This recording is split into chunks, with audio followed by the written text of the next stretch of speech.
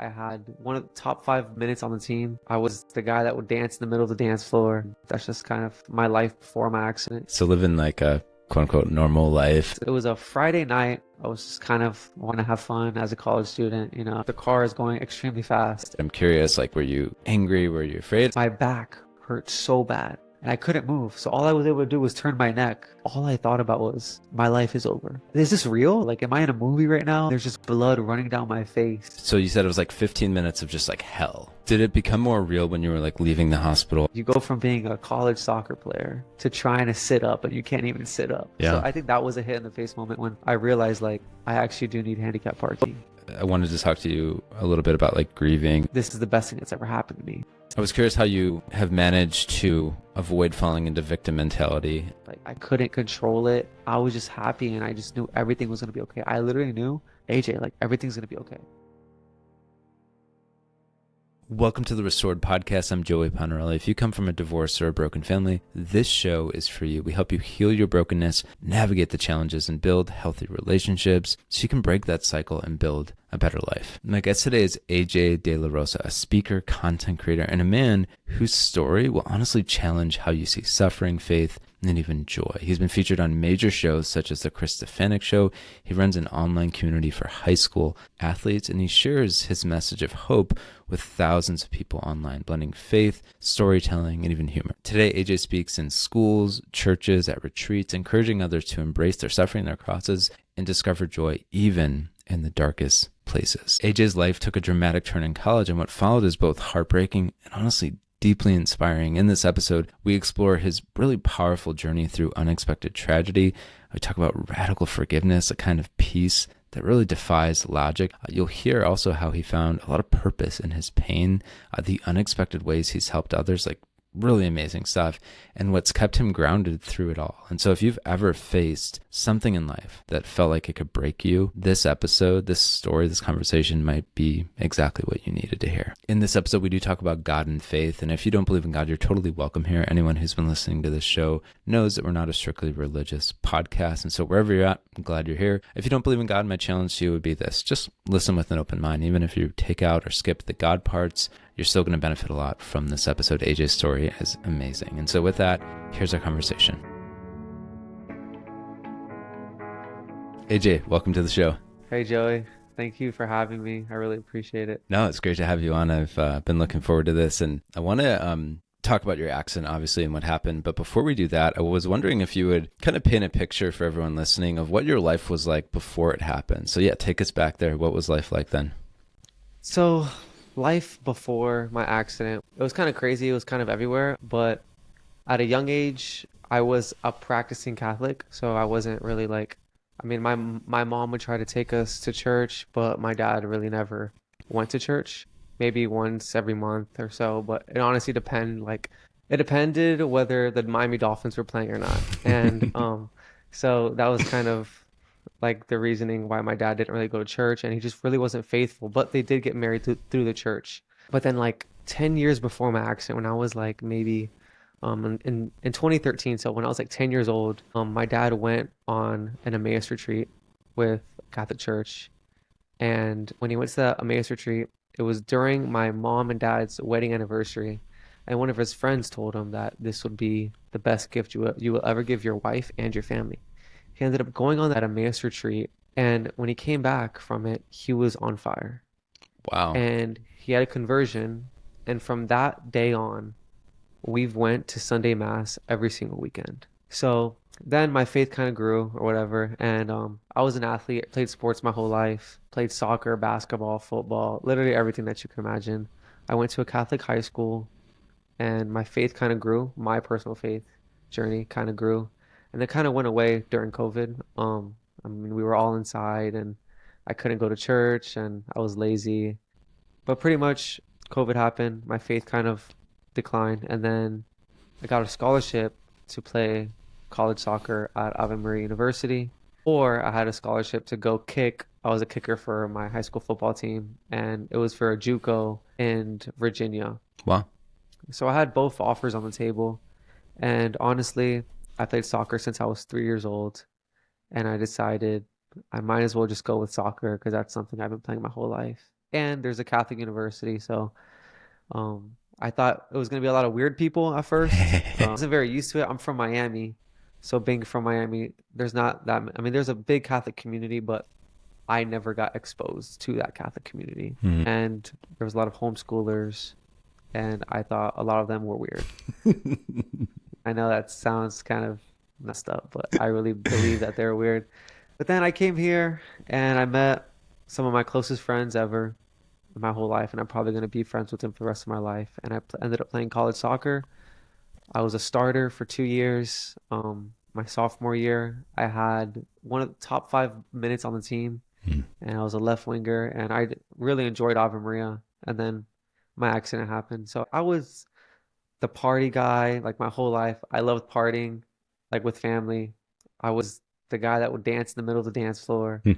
I love sports. I was outgoing, extrovert, and then I went to Ave, and that's just kind of my life before my accident. Yeah. Okay, yeah. So living like a quote unquote normal life and Yeah, having fun and all exactly. that. Cool. All right. So I know a bit of your story, but take us through it for anyone who has never heard of this story, of course. Like what happened? Like how did the accident come about? I mean, there's a lot of like many miracles that happened during this accident, but I'm just gonna give you just like what happened that day Sure. and how the night finished, I guess. So I was a college soccer player. I had my classes all day, and then I went to soccer practice. Like everything was perfectly fine. It was a regular soccer practice. And I walked back from the soccer fields. I went and had dinner. I started playing a couple games outside after dinner. And I had a volleyball tournament that night. And my team name was the Chublacas. And in a volleyball tournament, after the volleyball tournament, we came like in third place. And I went back to the dorm. It was a Friday night. I was just kind of want to have fun as a college student, hang out with some friends. Totally. So I took a shower, got dressed. We kind of had a couple drinks, and we were drinking outside the dorm. Just me and a couple of friends, like probably like 6 of us, were just outside the dorm, just drinking and talking. That was kind of my type of fun. I was never really like somebody that got to clubs or stuff like that. So it was just my fun was more of just hanging out with friends, drinking and talking. Nice. So there was a lot of us just there drinking and talking, and these two girls come outside the dorm, and I knew who they were. They were like kind of friends that I was just becoming friends with at the time. And they go outside and they're like, AJ, like you have to come to this party. Like, come on, AJ, come to this party. And I was like, I look at everybody, I'm like, only way I'm going is if everybody here goes with me. And I ended up like everybody was like, all right, let's do it. And it's like it's at a park that was 1 minute away. And I was like, okay, let's just do it. So the people I was with, they went in one car, and I ended up going with the two girls, and I picked up one of my other friends. Shout out Joe. We got Joe from the other house, and we went to the park. And when we were there at the park, I was there for about maybe 30 minutes to an hour. It was kind of already later at nighttime when we went. It was like around maybe like 10 o'clock at night. And then we went there, and I stayed there maybe it was a little bit more over an hour, but I was there for an hour and a half maybe. And I was talking to some people, but the party was ending. My friend Joe that I brought with me was leaving, and it was getting kind of nasty. And I was like, you know what? I just want to leave. So then I looked for the closest car that I could get into, and I saw that the friends I was hanging out with right outside the dorms was leaving. So I was like, you know what? I'll just go with you guys. So, and he also had a Tesla, and I was like, ooh, like I've never been in a Tesla before. I want to go inside of a Tesla. So then I go into the Tesla, and I'm about to get into the car, and there's a guy and a girl, Michael Cletus and Grace. They were gonna get in the car, but Grace did this girl that I knew, she didn't want to sit next to the guy that she never has talked to before. So I was like, you know what? I'll sit in the middle. So I went and sat in the middle of the car, and we reverse out, we go and we're leaving. I'm in the back seat middle. At first, the driver makes a left. And while making a left, I'm like, wait, our dorm is to the right. I don't know why you're going to the left. Then he made a U-turn. He goes down to the four-way stop sign. He makes a left to go there, to go back to our dorm. And right when we make a left, we're all like listening to music, having a good time.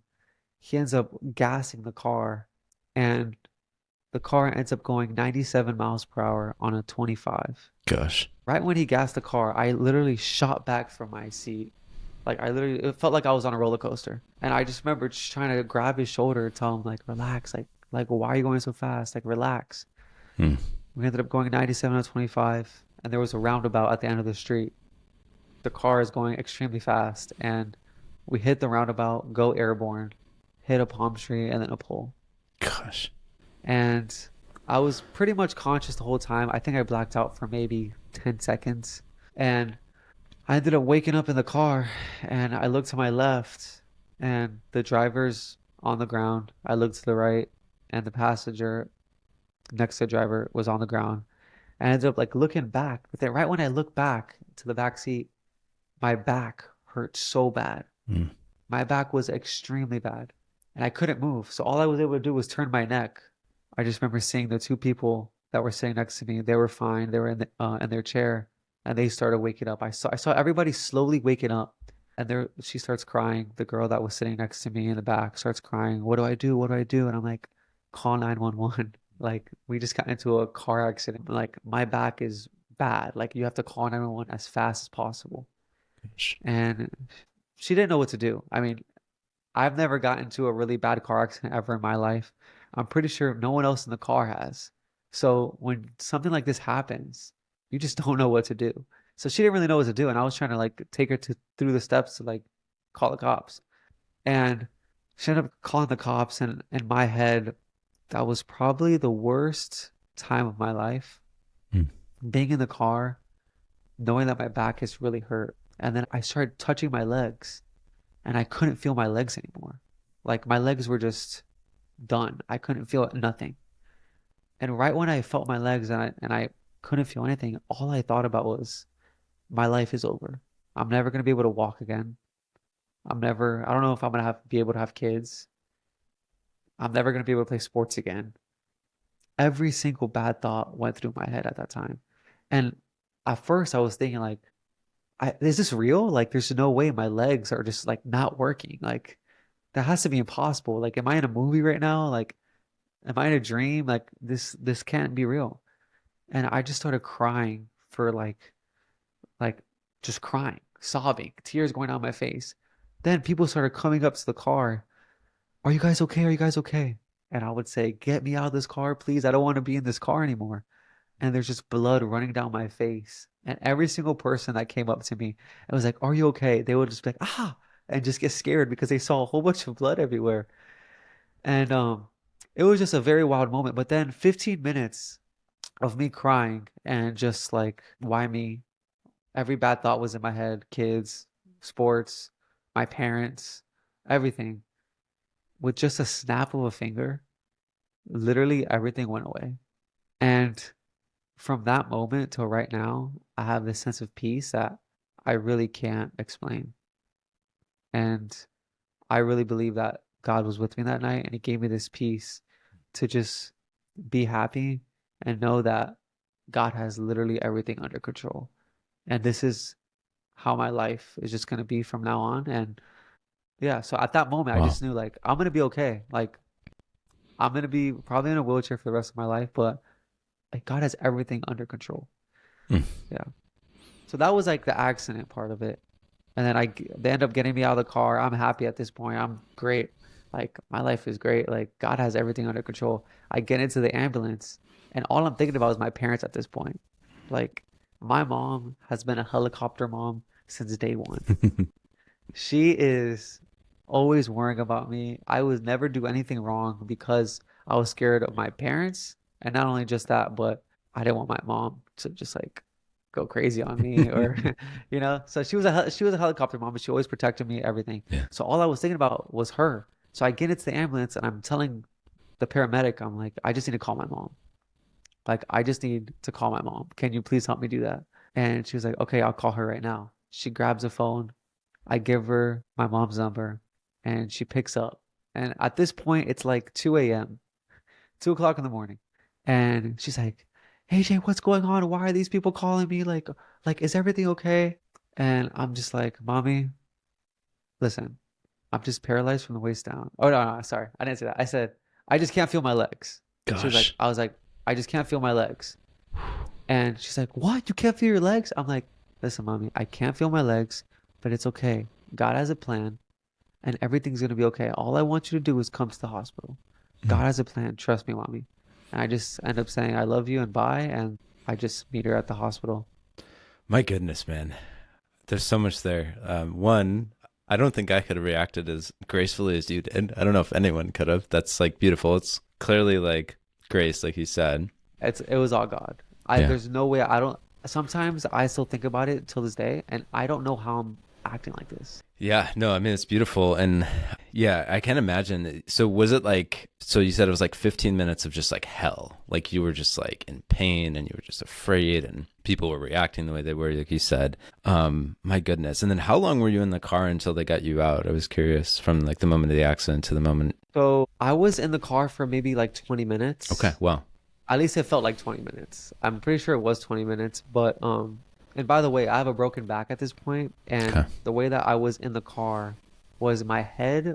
I don't know if you've ever been in a Tesla, but the Tesla has like the screen in the middle. Mm, So the windshield was over my head, and the screen in the middle was right here on my neck, right? So all I could do was go like this. My back is completely broken. My back was literally completely broken, so I couldn't move my back. So if I was holding myself up with like my hands like on like the center console a little bit, holding myself up with my hands, because if I would have let go and if I didn't use my arms anymore, my back would have just completely caved in. ah, Yeah. So I was holding myself up and to keep my back straight, because if not, it would have just completely. So I was holding myself up for 20 minutes with all these bad thoughts. But then after the 15-minute mark, that's when everything kind of got better. And then 5 minutes waiting for them to get me out of the car, and they had to use the machine to get me out. mhm. So they had to cut the seat and then slide me out to make sure that my back didn't get worse than They what it could have been. they cut the top off the car too, probably to pull you out or something like that. So they didn't cut the top of the car, but they just cut the seats. Okay. But while they were cutting the seat, they were using like it was like going da da da da da, and it hit me right in the rib one time. No. And yeah, it was it was kind of devastating. So like after the accident, it was hard to breathe for like a week or two. Oh my goodness. Gosh. Yeah. Wow. That's like a whole nother thing. My goodness. Okay. So you were in the back seat. Were you buckled? So I wasn't buckled. Wow. Um, North Park, it's a park next to where my university is, and it's literally a minute away in a car. My goodness. And Ave Maria, for the people that don't know, is like it's a neighborhood. Like Ave Maria is like pretty much a neighborhood, and the driver just decided to go 97 on a 25.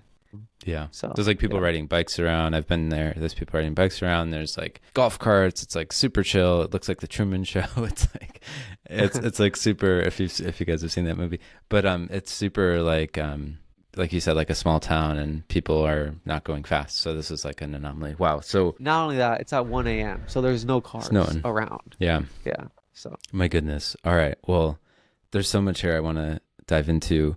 Okay, real talk. If you've been trying to get in shape so you feel better physically and emotionally, but nothing is working, you're not crazy. I've been there myself. I recently read a free guide by Dakota, a certified personal trainer who we've partnered with that's helped about 1,000 people, and it was really helpful for me personally. In the guide, he breaks down the biggest fitness mistakes that we all make, like under-eating, overstressing, or focusing too much on the scale, and he gives really simple, practical tips that you could actually use, that you can implement today. And so if you're tired of feeling like you're never going to get in shape, just click on the link in the show notes and grab the guide today. It's totally free, and it might just be the thing you need to start feeling healthier physically and emotionally.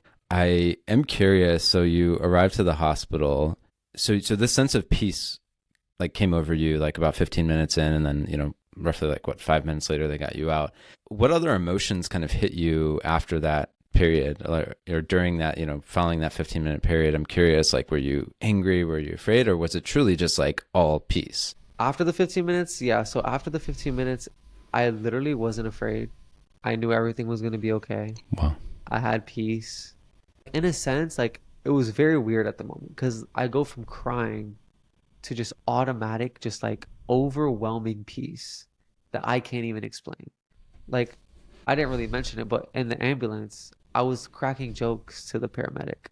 When the firefighters were taking me out of the car, they had to rip one of my favorite sweaters. Mm. And they ripped it because they had to, I don't know why they had to rip it, to be honest, but they ripped my sweater. And I literally told them, like, no, not my favorite sweater.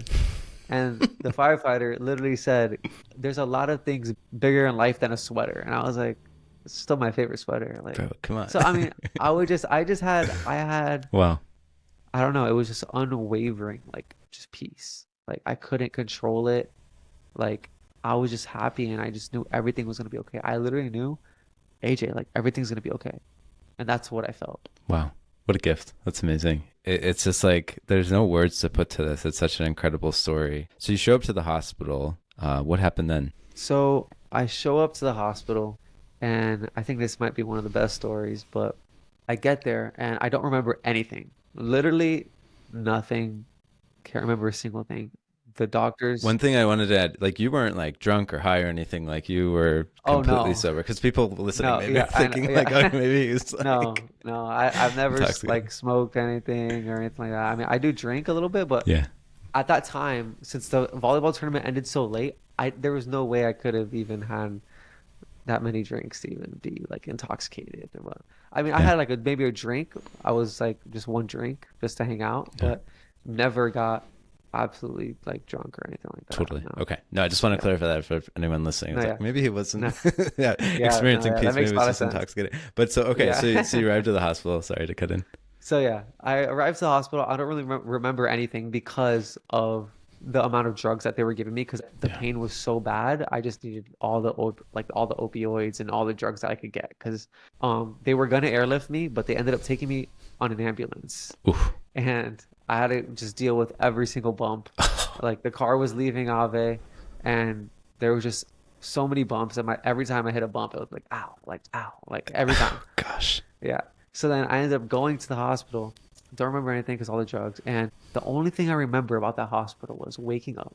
And when I woke up, this lady, I don't know if it was a doctor or not, but this lady comes into the room and she has a screen and she rolls the screen in as well with her. And she's on the right side of my bed. My parents are on the left side of my bed, and there's a priest that was at Ave Maria University. There's a priest at the foot of my bed.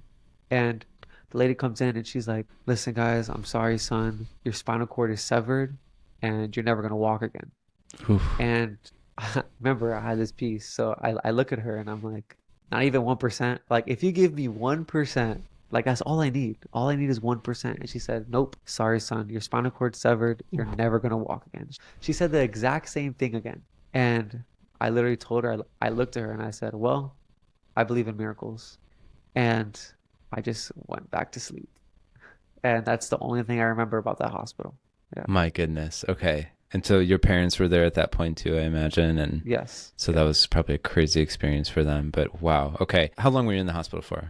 So in that hospital, I was in there for 2 days, like one night, like 2 nights, 2 nights. I was in there for 2 nights, and I was in the hospital in total for 1 month.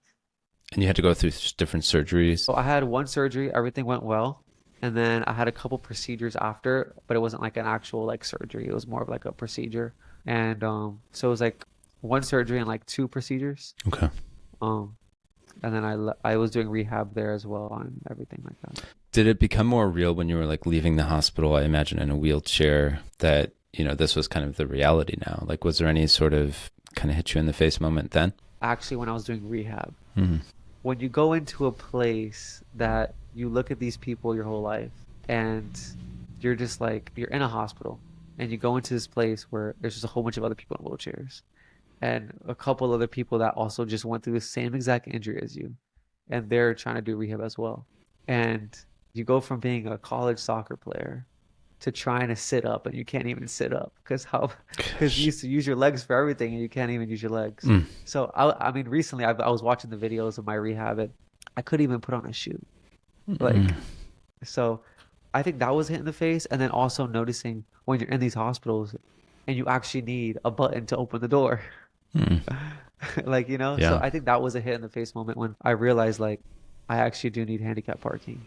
I actually do need to press a button to open the door for me if it's too heavy. Yeah. So it's like little things like that, and just to think that, I mean, you would never ever think in your life that you would ever be in a wheelchair, and you have to get fitted for a wheelchair. Mm. Super humbling. And And really like a major loss. Like I wanted to talk to you a little bit about like grieving and all that. And that was part of the reason I just asked that one question, because I think like so often all of us, whether it was like a major injury or, you know, like with my audience, like your parents getting divorced or your family just being super dysfunctional, there's a very serious like sense of like, I lost something. I was deprived of something that was like supposed to be in my life or something that was in my life, and then it was taken away. And what that often requires is, well, it kind of happens to us and then we can kind of cooperate with it. Is like grieving, is kind of learning to accept that loss and going through any and all of the emotions that come along with it, which often are like anger and sadness and just kind of, you know, like you went through like denial of like, I can't believe this is happening. So there's some other stages too. But yeah, I'm just curious, like, what was that process like for you? Was there like a grieving process for you, and how did you experience that? So I think the grieving process didn't really start till a lot later. I mean, like I said, like the amount of grace that like God gave me just even months after the accident, like there was no really grieving. I really enjoyed life and I was happy. Wow. But I think it came after some time where I like left the hospital and I realized like I would see all my friends playing a sport and I'm like, wow, like I really wish I could play right now. Or Yeah. even just like the simple things of like going to a place that's packed, or even like going to a sports event and you have to just wait in a line because you have to wait to get a certain ticket. I think that was all part of the grieving where at that point I'm just like, I just want to be like normal. You know what I mean? Like I want to just sit in a regular chair. I don't want to get all this special treatment. Like it's like things like that that I think are the hardest part rather than the actual grieving that I'm in a wheelchair. Because ever since that moment in the car, I knew that this was God's plan and this is the best thing that's ever happened to me. Right. So it wasn't really about the physical grieving or anything like that. It was more of just like the mental grieving, knowing that I cannot ever have this type of job.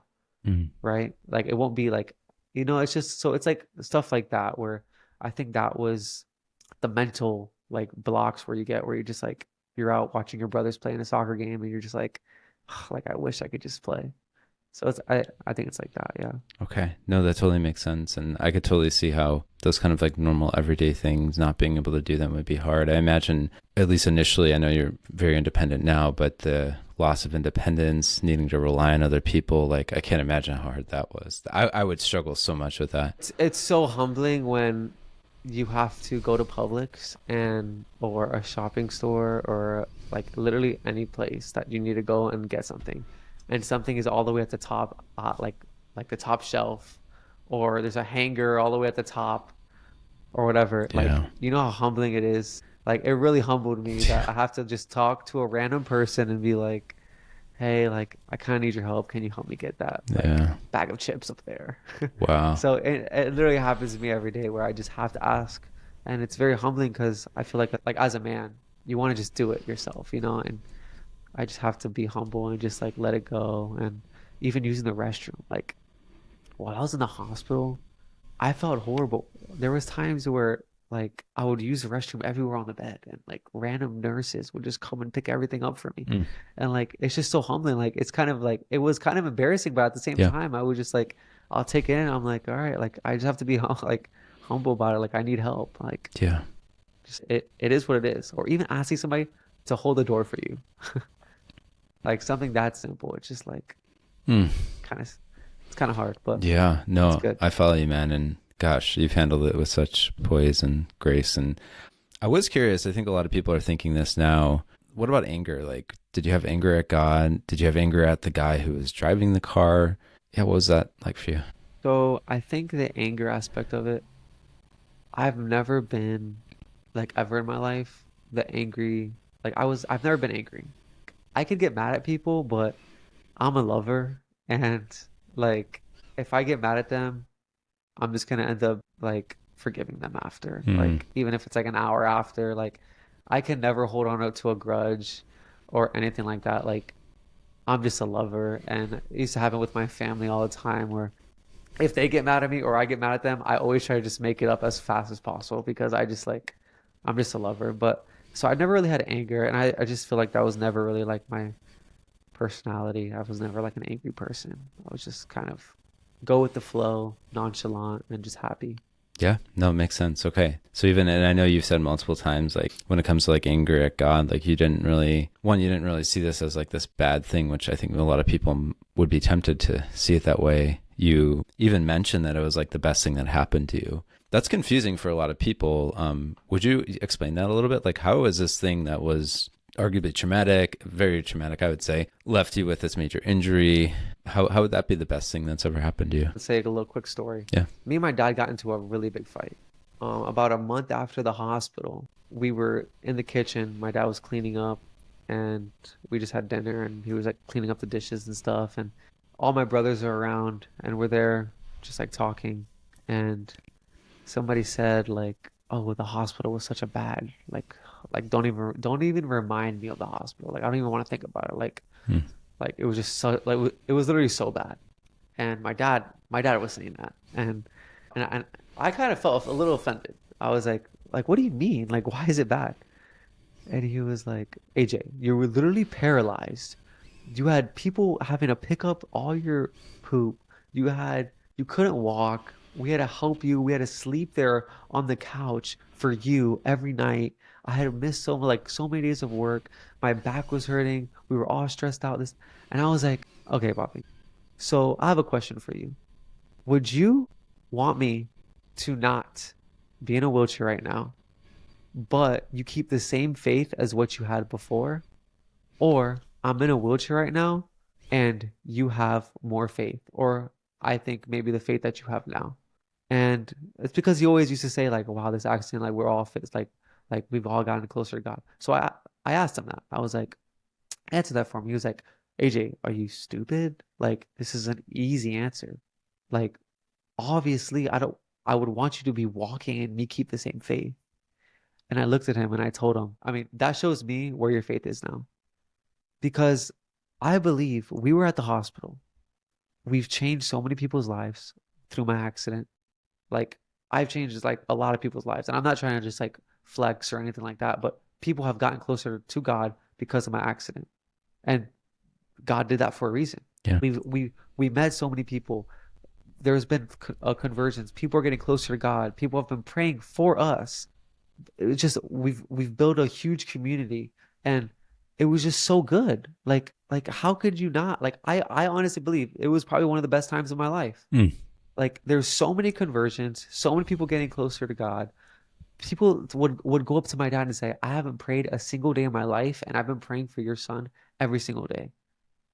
Like that is just something that I would be happy for the rest of my life knowing that person had a connection with God because of my accident. Wow. And I really believe that's why God chose me. And that's why Hmm. I think I was so happy. It was a great time. I got closer to God and my faith grew. So why would I be mad at that? Hmm. Like it was a great time. I grew closer to God. Yeah. Wow. Okay. No, it's incredible. It's a beautiful perspective. And I remember you sharing with me just how you've been able to help other people. You'd mentioned that briefly. Let's go into that a little bit. So, like, what good have you seen come from this, maybe in your life and the lives of other people? You already mentioned a few things, but I'm just curious if there are any stories of, where it's like so clear of like, wow, like this person was transformed or changed, like you had mentioned. So I mean, my brother, he was, I mean, he was I'm not trying to put him on the spot, but he wasn't the best person when it comes to virtue. He had a lot of vices. I mean, he had some virtue, but he just wasn't living a life of faith and a life that God would really like, to be honest. Mm. And after my accident, he was kind of in the middle part where he was dating this girl and he didn't know if he wanted to marry her or not. He was trying to see if he wants to get engaged or not. And after this accident, he ended up having a huge conversion and he ended up getting married March 1st and literally they got married in the church. She wasn't even a believer Mm. and she became a Catholic. Um, that's one of them. And another one is a really crazy story, but it had to do with my aunt. She ended up having like it was like a huge miracle kind of thing where there was this random lady that came to her work and said, "Do you know somebody that's paralyzed?" And my aunt worked at a bank and she was like one of the heads of the bank. And she was so confused when this random lady came to her office, like walked by her office saying, "My back hurts and I can't feel my legs." And the lady sits down And she looks at my aunt and says, "Do you know somebody that's paralyzed?" And my aunt is like, "What? Like, what are you talking about?" She's like, "Yes, he was in a car accident and he's close to somebody that you love," which is my mom. My aunt and my mom were like really, really, really close. Wow. And she keeps going more and more. And she says, "Don't worry, his faith is gonna save him. And one day he's gonna wake up in the middle of the night having the urge to use the restroom, and he's gonna get up and walk. And he's gonna use his wheelchair for testimonies." And she said this and she's crying. She's like, "What do you mean? You know he's gonna walk?" Like she's like crying because she can't believe it. This was like 2 months after my accident. And then she looks at her and she says, "And you have something too. The doctor told you don't drink coffee and don't eat rice. You have an eye doctor appointment next Tuesday." And all this stuff that this random lady that my aunt has never met in her What life the heck? Yeah. was getting this information, and my aunt is just there like, "What is going on? Wow. How does she know I have an eye doctor appointment next Tuesday and that the doctor said to do this?" She looks at my aunt and she says, "Make sure that the medicines that she's giving you or that the doctor is giving you are correct. Make sure and tell the doctor to switch them." She goes to the eye doctor appointment that next Tuesday. She doesn't tell the doctor anything. They finish the procedure, and my aunt's eyes become absolutely bloodshot red Ooh. because they messed up the dosage of the medicine, and one was supposed to be the other one, and they had to switch it. Gosh. She ends up converting and she ends up going to church because this random lady that after that day, she's never seen her again. And at the bank before that, she used to be known as the crazy lady. She went up to my aunt, said this stuff. She ends up leaving. My aunt was crying. Doctor appointment happens. Things happen to her eyes. She ends up converting, starts going to mass every Sunday. About a couple months later, she passed away. And Wow. that was her conversion. Hmm. God wanted this accident to happen for her to have that messenger. I believe that that was a messenger to tell her and to help her get back to her faith and to show, like, I feel like in a way, like God sometimes he shows like signs, right? He gives you like two things that are gonna happen most of the time, like with Mary and Elizabeth. Hmm. Yeah, like how the angel came down and said, "You're gonna have Jesus," and also Elizabeth is also gonna have a baby as well, just to show that this is true, Hmm. right?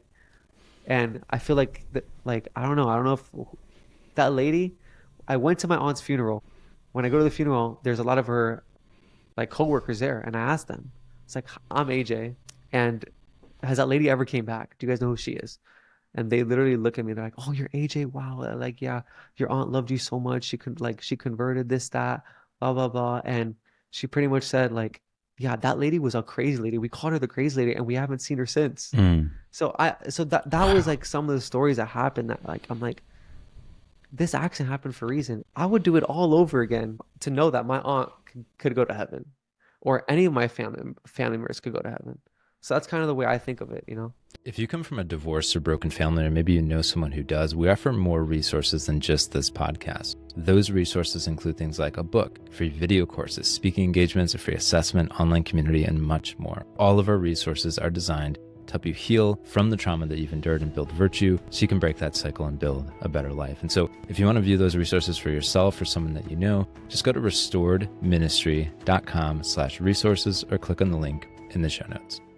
No, it's beautiful. And I know you shared so many other things that we don't have time to go into everything, but I remember being asked to like basically counsel patients in the hospital who had gone through a traumatic injury, and just like your ability to like give them hope when they're at like the lowest point of their lives. Like that was really beautiful. Maybe I'm mixing up some of the details, but I know that was the gist of it. And so just like, yeah, so it sounds like there's like almost like miracles happening because of this, like that flow from it. It's amazing. So there's so much more I'm sure we could say, but I'm sure everyone's wondering, like, did the dream part come true that she had mentioned? No, so the dream part hasn't came true, Okay. but I know I'm gonna walk one day, and I know it's gonna happen.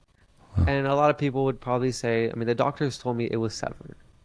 I go to the next hospital, not even airlifted again. Okay. I drive 2.5 hours with a broken back to Miami, and we do a surgery there because my mom didn't like the way how they said like, "You're never gonna walk again, it's severed," like, and then they were gonna wait to give us like a surgery like 3 days after the accident. So we ended up transferring to Jackson Memorial in Miami, and they finished the surgery, and then my mom literally asked the doctor, will he walk again? Is there a chance, please? And the doctor says it'll be impossible for me to tell you that he will never walk again. His spinal cord wasn't severed. It was just completely crushed. Wow. And I just find it crazy how it went from severed. I say I believe in miracles. 2 hour drive with a broken back to Miami. Gosh. And it goes from being severed to completely crushed and then impossible for me to tell you that you will never walk again. Wow. And now at this time in my life, I am walking with two hand crutches. So Mm. it's all God. Yeah. So cool. So beautiful. Wow, man. Yeah, your story is so amazing. I want to give people more detail on like what life is like now for you, but I want to go back a little bit more and talk a little bit about forgiveness. So I was curious if that has been a struggle for you. Maybe it hasn't. That's okay. Yeah. What's forgiveness been like for you? And did you need to kind of forgive your friend who was driving, or was it something that was easy? I'm curious where you're at with that. So forgiveness has actually been, I mean, very easy Okay. for me. I mean, by the grace of God, like it's just been like so like easy. I went to school. I mean, I didn't really text him. I would rather have done it in person. So once we got back to school the next semester, I kind of heard talks of maybe he's gonna come back, maybe he's not, because he was going through a lot of mental like health. I can only imagine how anybody would go to like how anybody could go through the fact that they made a mistake and somebody's having to deal with it like being paralyzed, you know? Yeah. So he ended up going back to school, and at first I would drive around trying to like just do my regular daily stuff, and I noticed him one day, and I was gonna go to him, but he ended up walking the other way. And Mm. the next time I saw him, I was like, all right, I'm not letting him walk away from me. And I rode up to him. I have like a little scooter on my wheelchair, and I rode up to him, and I was like, Chris, I want you to let you know, like, I've been praying for you and I love you. And I know this might sound crazy, but thank you. Thank you for going that fast. And thank you for everything. Like God loves you and I love you. So don't worry about it no more. Like, Mm. it's okay.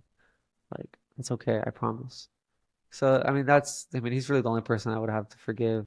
And I just felt like it was easy because I know he made a mistake and everybody makes mistakes in their life. We can't just like make him feel worse, you know? Yeah. So No, that's amazing and such a beautiful exchange that you had. I know a lot of people struggle to forgive, or they maybe never even got the opportunity because they're estranged from the person. So yeah, I'm really glad, and I bet that affected him. I don't know if you want to go into it further. It's okay if not, but I bet that affected him. Did he receive that well? I mean, at first he was like, he didn't think I was actually gonna go up to him, Yeah. and he ended up receiving it, and we ended up talking again after, and I kind of went more in depth of like what I meant when I was what like with what I was saying, because like I could only imagine him hearing thank you Mm. for everything. It was kind of hard for him to understand that part. So I ended up talking to him again, but ever since that moment, like before that, it seemed like he was scared, like to walk around campus, especially since everybody knew what happened Mm. the semester before. And after I spoke to him, he became like more outgoing, talking to more people, and he looked a lot better. Good. And when I had that second conversation with him, it was even better. And then he was back to his regular self. At least that's what it seemed like to everybody. Yeah, no, beautiful. I mean, even that alone, man, is like a miracle, because I know, there's obviously countless stories of people doing something they regret and then carrying that weight on them and maybe not getting forgiven. Maybe the person that they hurt, harmed, carries a lot of anger toward them and unforgiveness. And, that could take a toll as well. So it's like really beautiful that you were able to have that conversation, those conversations with him, and just kind of resolve that. So good. So many lessons there. I was curious how you have managed to avoid falling into victim mentality. I know this is something that a lot of people today struggle with, and I've been there myself, where something bad happens to us and we tend to make that our identity, and we tend to get like stuck and hoping maybe someone will come in and rescue us, or just blaming the world, blaming everyone for our plight and not really doing anything about it. Like, you know what victim mentality is, but just for everyone listening, Yeah. it's such a big problem in our day. And so I'm curious, how have you struggled with that perhaps, and how have you overcome it? So one thing I would say is that like with the victim mentality is that we're all gonna go through suffering, right? So we're all at some point in our life gonna have to go through this victim mentality, right? Yeah. So we all go through suffering. And when I was in like ICU and in the hospital, like of course, like when everybody visited me, I could have had that like victim mentality. But one of the toughest, like the easiest things for me to have done, not the toughest, the easiest thing was just look at the person that has had it the worst suffering, Mm, has had the worst suffering, and it's Jesus. Why should I be complaining about me being paralyzed and he died on the cross for me? mm, So I think it was just more of having that perspective where I don't have it that bad. Why should I be a victim? I would go in the hospital and go to rehab, and I see people that are not quadriplegics, but they're not paraplegics, but they're quadriplegics and they can't move their hands the right way. So there's always going to be that one person that has it worse than you. So why should I complain about it? Or why should I have that mentality when there's someone that has it so much more worse than I do? I do not have it that bad. I'm actually grateful. Like when I was there and I saw people that couldn't move their fingers or how to work on their arm muscles, and I have all that. mm. So why should I complain? So I think it was just more of just like giving it to God. I think when you do it for somebody else rather than yourself, then it makes it a lot better. Yeah, no, I love it. And I know you had mentioned elsewhere that humility and humor have played a role as well. Talk Oh about that. yeah, for sure. Yeah. You just gotta joke about it. Like, I mean, I'm in a wheelchair. I understand it. Like, I can't walk. So like whenever people like make jokes about it, you just gotta laugh. Like it's funny. And I mean, I used to make jokes like that before I was in a wheelchair. And look at me now, I'm in a wheelchair now. So now I actually enjoy it when people give me those jokes. And it's just like if you don't live with humor, then and everything's so serious, you just won't be happy. Mm. Like you just have to have humor and humility, like exactly like seeing these people in rehab. Yeah, yeah. Like that's just humility. Like having someone open the door for me. You know what I mean? It's just like the small things like that could that like something like that could easily just ruin somebody's day. And if you have that victim mentality, it could just ruin it. Easily, Like, yeah. you know what I mean? If so, it's like you just gotta live your life, just let it go. I mean, that's kind of I'm very nonchalant, so I'm just like, if it's just not meant to be, then it's just not meant to be. Like, and sometimes I'm like, people can't see me because I'm so low to the ground. So when they're like looking around, they can't really see me. But if I ever ask for somebody to open the door and they kind of just like keep going, I'm just like, oh, that's okay. They didn't see me, and I just go in. So I feel like you have to live your life with humor Yeah, and humility. So. I love it. No, great principles, great virtues, I guess we could say. Were there any books or podcasts or content that was like especially helpful for you in the midst of all this suffering? So there wasn't really no content or Sure. books or anything like that. It was more community. Okay. And I think that is just what really helped me. My friends and every single person I've ever met in my life, like during that time, they contacted me, Mm. which was crazy. Wow. And like I think community is so important. Like if anybody's ever going through like suffering or depression, like or just not happy, like if you get in a community, that could just change your whole entire life. Wow. We ran a soccer organization when I was younger, a nonprofit soccer organization with over 600 kids. And my dad did it. He said, "I'm gonna be the commissioner of the league," and I cried. I'm like, "What? We're losing time out of our family." And I was like younger. I was like, "What do you mean? Like our weekends, we're never gonna be able to go places. Like our whole life is ruined. Like you're gonna be the commissioner of the league. We're not gonna have no time to have fun with you anymore."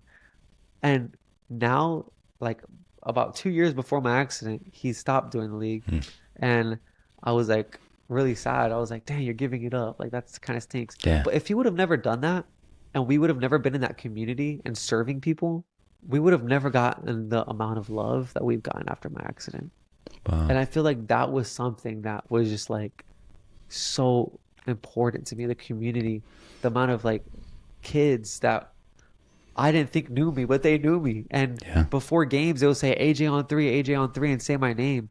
Like before their games, like girls I've never met before in my life. But I feel like that's why community is so important. My Mm. best friends that came and visited me in the hospital, like everywhere that came and visited me, wrote back, like wrote to me. It was so nice to just know that I was loved. Because I think we all forget that we're all loved. It could be that one person that loves you, but with something like this, it could just re-trigger all of that. Yeah. No, I love that. And it's such a beautiful principle too, like the community principle, the love principle, but also just this idea that like when you give good things, you do good for people, that kind of ends up coming back to you in so many real ways. I know some people would call it karma or whatever, but I think it's just such a real part of life that if you just try to help people and do good to them, then they'll return the favor. They'll help you, even if it's something like way down the road. It's really beautiful. I've seen it in my life too. What if someone's listening right now and they're like, I'm suffering a lot. I went through an injury or trauma or anything that is really affecting them, just pain, suffering in their lives. And they're not really sure how to build community. They kind of understand like, yeah, I need people around me to love me. I'm curious, like what steps would you recommend that they take to kind of add that into their life? So what I would say is there's a community for literally everyone, right? Like you might think that you're alone, but there really is a community for everybody. Like when I first got into the wheelchair, there was a community for a whole bunch of people that are in wheelchairs and they would have groups every day. But I think you just have to be open to it. I feel like with everything in life, you just have to just completely be open to it and know that it's gonna work out. And if it's not the community for you, there's other ones, right? And I just feel like you really have to be open to it. And once you become open to it, that's when I really believe that like there will be a lot of gifts that come from it. I wasn't open to my dad being the commissioner of the soccer league, and we ended up doing it. And I kind of just did it because he was doing it, and then it ended up being probably one of the most best things in my life. So I feel like you just have to be open to it, let it go, and I mean, if you're not religious, there's still going to be gifts that come from it. And if you are, God's going to work through you. So Yeah. I think that's what I would say. Because, I mean, community is just, you just have to just take a chance. You have to. I mean, even with my friends from Ave, like, remember what I said earlier? I thought homeschool kids were weird. And my best friends here in Ave were homeschooled. I took a So chance funny. because I really enjoyed hanging out with them. And if I were to told my friends back home, oh yeah, all my friends now are homeschooled, they would all question me. And they're normal. And I just yeah, I just took a chance, and It's it's not awesome. really taking a chance, but I became really close friends with them, and now they're gonna be my best friends for life. Mm. So yeah. That's so good. No, I love that. So many good pieces of advice. A couple of things from my experience, if it's okay, I wanted to add was I think when it comes to community, I think that openness piece is so huge because sometimes we get closed off. And I think so often the community that maybe you need is often, not always, often like right in front of you in some ways. I think so often we get closed off to like the people around us, the people that we maybe see, at school or at work or at the gym or, at church, wherever. Of course, we want high quality people who are going to call us on to like live good, virtuous lives. So wherever those people are, instead of maybe longing for something like, I don't know, abstractly out there somewhere, it's like try investing in those relationships. Like go get a meal with a group of people that you know, or invite them over and cook for them, or just like hang out, like get coffee, like go on a walk, like do something that would kind of strengthen those relationships. And one of the things that was so helpful for me growing up was just understanding that as humans, we really just bond in one of two ways: through conversations like we're having now, and through experiences, through doing things together.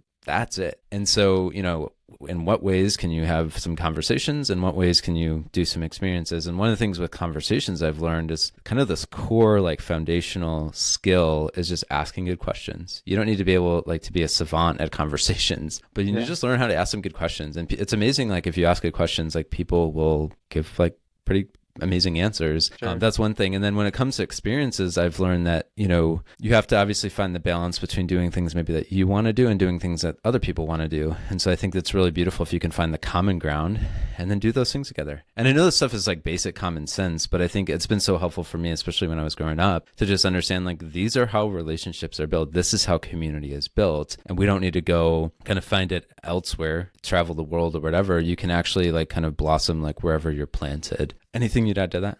No, yeah, I mean, I totally agree. I mean, the way I met every person that I've built community with, it's with things that like, I mean, I guess what I could say is whatever you like in your life, there's a community for it. Yeah. And like, I was a soccer player. My community was a whole bunch of other people that played soccer. Boom. My friends now, I love sports. They love sports, and we just grew together. And the more you hang out with somebody, the more you're gonna get closer with them. It's just the way it is. Love it. So good. Yeah. So good. No, I think this is helpful, especially for someone who's maybe feeling stuck and they're like, I need that community. I know it, but they maybe haven't done it. And the final thing I would just kind of challenge people to would be to actually like act. Don't just think about this. Like, hopefully this advice is helpful, but if you're looking for a specific community around like maybe some suffering you've been through, do some Google searches, search on YouTube, like whatever it looks like. Ask people in your life if they're aware of anything like that. Or, if it's more basic, like with friends, text someone, call someone, like get something set up, get something on the calendar. Like it really could be as simple as that. I know there's sometimes kind of barriers in our minds, but I think we need to like push through those things to make this happen. And when we do, what I've found is even sometimes I'm like, I don't know if I really want to go like put all the effort into like go see friends or do this thing or that thing. But when I do, I'm always grateful. Like I'm always happy that I spent like good quality time with people that, I care about. So anyway, that's a challenge for everyone listening if that's a struggle for you. AJ, there's so much more we could talk about. I'm curious if you would kind of like close the story and just let us know like what is life like for you now? I know there's a lot of cool things happening in your life. So tell us a little bit about like, are you medication free and are you still doing therapy? I'm curious about all that. So my life now, I mean, from the beginning of my accident to now, it is like literally completely different. I was watching videos and like remember like little stuff earlier. Like I said, I can't even put my shoes on and Yeah. just all Wow. that stuff. Like it's just so much easier. I live completely independent, so I could cook on my own, do everything on my own, take showers, use the restroom, everything on my own. Medication, the only medication I really take is like just like ibuprofen or something like that. But I was on medication for my nerve pain. Mm. I still go through a lot of suffering with like nerve pain, stomach problems, and just different things, but everything has been slowly getting better. I have more movement in my legs. I could pretty much use all my muscles from my knee up, and I'm still missing my calf muscles and like my foot muscles, but Oh, from the knee up, I could pretty much move everything. So at that point, all I need is just more, maybe some physical therapy to help me just keep growing those muscles that are like my thighs, hamstrings, and stuff like that. But yeah, I love it. mean, life is great. I'm getting married, um, Gosh. and my fiance is going to be graduating, and yeah, hopefully give more talks. And I mean, I'm playing golf now. I could play golf. I have a machine that helps me play golf. So I'm pretty active in the way of I love sports, so I'm still just trying to keep playing sports and hang out with friends and Yeah. do all the normal things a regular human would do. I love it, man. So good. And congrats on the engagement and upcoming marriage. Thank I'm you. super pumped for you. And yeah, just excited to see where the rest of your story brings you. And I know you're getting more into like speaking at schools and churches and places like that. So to anyone listening, make sure to check AJ out. Definitely worth bringing him in. And I know, especially if there's, I know eventually you might go into this, maybe I'm teasing it too much, but into mentoring people who are suffering. So I think there's something there to be said too. So if people want to find out more about you and what you offer, where could they go? How could they contact you? So I mean on Instagram I'm AJ of the Rose, which of the Rose is like Della Rosa, that's my last name, but it's AJ of the Rose on Instagram and on YouTube and pretty much on everything. It's just AJ of the Rose. And you can contact me there by even just sending me like a DM and I'm open to talk to whoever. I always answer my DMs if anybody ever needs help or anything like that. And yeah, that's pretty much it. Yes, man. And we'll put all that in the show notes for you guys, so you can reach out to AJ. So good, man. It's been so good talking with you. I'm just amazed at you and how you've responded to this so well, and with just such maturity and grace. And anyway, I'm glad that you're in my life and my family's life and my brother's life, especially JP. I know you guys are tight, and Yeah. that's my youngest brother for everyone listening. And so, yeah, thank you for being here. And I want to just No, give yeah, you. thank you, Joey. Thank you so much. I really appreciate it. You're the man. This is awesome. And just you're such an inspiring story. It's going to help a lot of people. So I want to give you the final word. Like, what final advice or encouragement would you offer to someone listening right now, especially someone who's suffering, whether they went through, some major injury or they were just, traumatized or some sort of suffering right now? What final advice and encouragement would you give them? My final words about suffering, if anybody's going through it, is you're not alone. You're literally never alone. And I'm going through suffering. Every single person on this earth goes through suffering. And even Jesus Christ himself, my God, our God. So what I would say is that you're not alone and that if you ever need help, there's always a place that you go to and just have humor and humility about it. And literally, it's okay. Everything's going to be great. And I know that might be hard to understand now, but you will know in the future that it was probably one of the best things that has ever happened to you. What an amazing story. What an amazing man. I'm so impressed with AJ. And if you want to follow him and learn more from him, go ahead and follow him on social media. You'll find all of his social handles in the show notes. And with that, that wraps up this episode. If this podcast has helped you, feel free to subscribe or follow us on Apple Podcasts, Spotify, or YouTube. You'll obviously avoid missing future episodes, and you'll actually help us reach more people by doing that. And if you've already done that, feel free to rate or review the show. We really appreciate that feedback, and that also helps people find the podcast. In closing, always remember you are not doomed to repeat your family's dysfunction. You can break that cycle and build a better life, and we're here to help. And keep in mind the words of C.S. Lewis, who said, you can't go back and change the beginning, but you can start where you are and change the ending.